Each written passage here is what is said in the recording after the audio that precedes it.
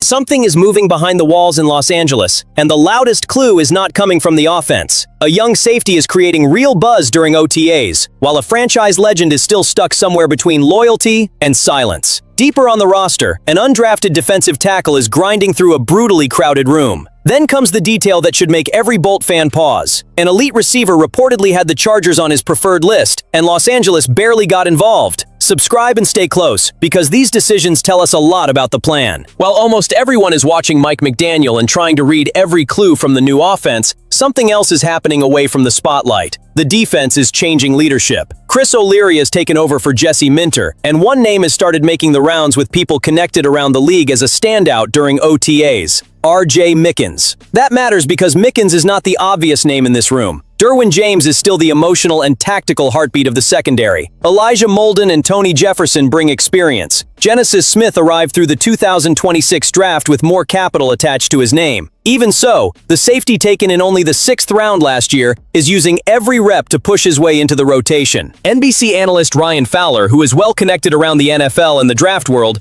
put together a list of players drawing praise during the OTA period. Mickens was the name representing the Chargers. That does not win a starting job in June, but it does tell us his work is traveling beyond the walls of the facility. Somebody noticed it, somebody talked about it, and that performance eventually made its way to Fowler. And this is not some player the staff barely knows. Steve Clinkscale has worked with Mickens since he got to Los Angeles. As a rookie, Mickens earned a meaningful number of snaps and showed he does not shrink when the lights get bright. His interception against Aaron Rodgers on Sunday Night Football was the clearest image. But the bigger story was the trust he built throughout the season. O'Leary has promised to elevate and evolve the foundation Minter left behind. To make that real, he needs more than stars sitting at the top of the depth chart. The Chargers have dealt with an exhausting run of injuries at safety, so finding a young player who can handle different responsibilities and step in without a major drop-off could change the entire rotation. Mickens still has to carry this momentum into training camp, when the contact gets heavier and the competition gets real. But the first message from inside the building has already slipped out. He is not just taking up a roster spot, he is pushing for a real role. And during a defensive transition, that kind of quiet rise can start shaping decisions long before the public catches on. But there is another silence in Los Angeles that is much harder to understand. Keenan Allen is still available. The calendar has already reached June, and the reunion that felt almost inevitable back in January is still stuck in a conversation nobody will end and nobody will turn into a contract. After last season, every public statement seemed to point in the same direction. Allen finished 2025 with 81 catches, 777 yards, and 4 touchdowns, once again serving as a trusted presence for Justin Herbert. Joe Hortiz listed the veteran among his priorities. Jim Harbaugh praised his work. Keenan himself said leaving Los Angeles was not part of his plans, and that his body felt healthy. It looked like a deal just waiting for the right moment. 3 months into free agency, Hortiz went on Up and Adams and said the door was not closed, and that there had been some communication with Allen's representatives. Listen to the temperature of those words. They keep the possibility alive, but they do not show urgency. For one of the greatest receivers in franchise history, someone described as a priority early in the offseason, this feels less like progress and more like a negotiation being held in limbo. The football case for bringing him back is still strong. Herbert knows the timing of Allen's routes. He trusts him on 3rd down and understands where the veteran will settle against zone coverage. That kind of chemistry does not get built during a few weeks of training camp. With Mike McDaniel installing new concepts, reads, and motions, a receiver who can give the quarterback quick, dependable answers would have immediate value. Money does not look like an impossible obstacle either. The Chargers still have plenty of cap flexibility, and Allen's previous contract carried a cap hit of a little more than $5 million.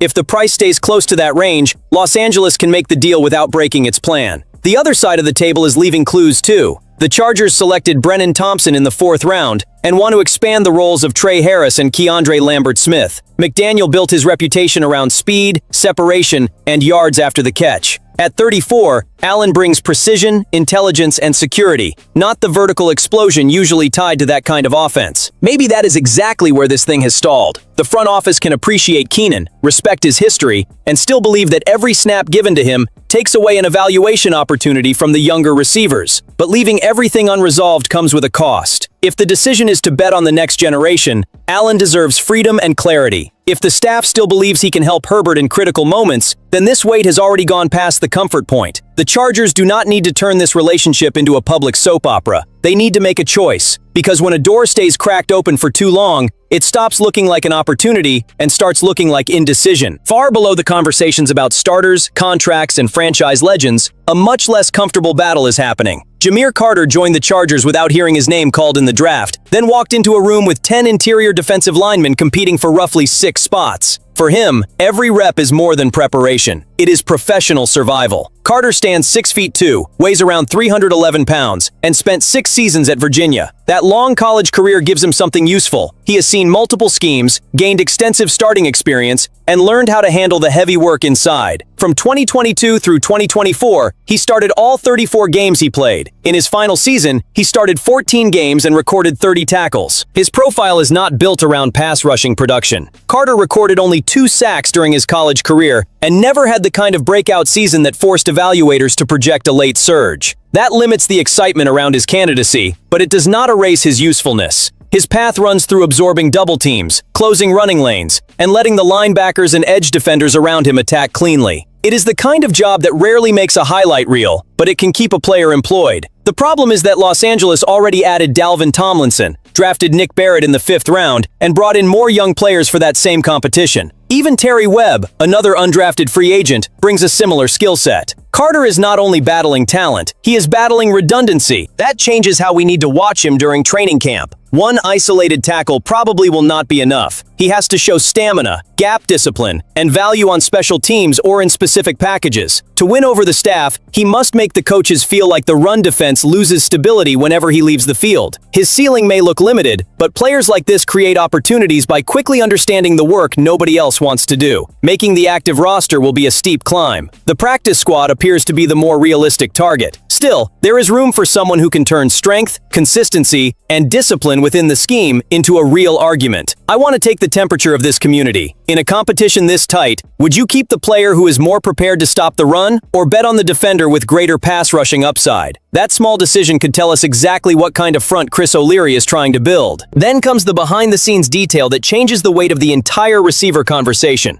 Before being traded to the New England Patriots, A.J. Brown listed the Chargers among 4 AFC destinations he would accept.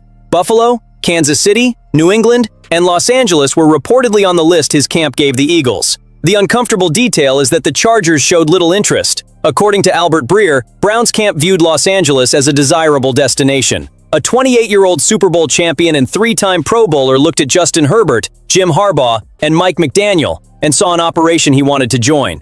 That should make Chargers fans proud. Players of this caliber do not put teams on their lists just to be polite. Brown wanted an elite quarterback, an offense capable of maximizing his routes and yards after the catch, and a team ready to compete. The Chargers have reached a point where an established star sees them as a road toward the top. Pride does not erase the uncomfortable question. Why was Los Angeles barely involved in the conversation? The answer starts with the price. New England sent away a 2027 5th-round pick and a 2028 1st-round pick. The Patriots also took on Brown's massive contract. This was not some cheap opportunity the Chargers missed because they were asleep at the wheel. It was a decision that could reshape future drafts, the salary structure, and the offensive plan for several seasons. There is also real confidence in Ladd McConkey, Quentin Johnston, and Trey Harris, all 24 years old. Brown's arrival would have guaranteed him a huge target share and could have reduced the room available to develop that young core in McDaniel's system. The front office appears determined to find out how far these players can grow before handing control of the position to an outside star. I understand the logic. What I will not accept is caution becoming the automatic answer. Herbert's window cannot be managed like opportunities like this show up all the time. Brown has surpassed 1,000 receiving yards in every season since joining Philadelphia. He would have been a physical presence capable of beating man coverage, attacking the middle of the field, and forcing defenses to choose between him and McConkey. Maybe a 2028 1st-round pick was simply too expensive. Maybe the contract did not fit the roster Joe Hortiz wants to build. Those are fair reasons. But Brown's interest confirms something bigger. Herbert remains a magnet for talent, and McDaniel has made this offense more attractive before coaching a single official game. The responsibility now falls right back on the people who decided not to move forward.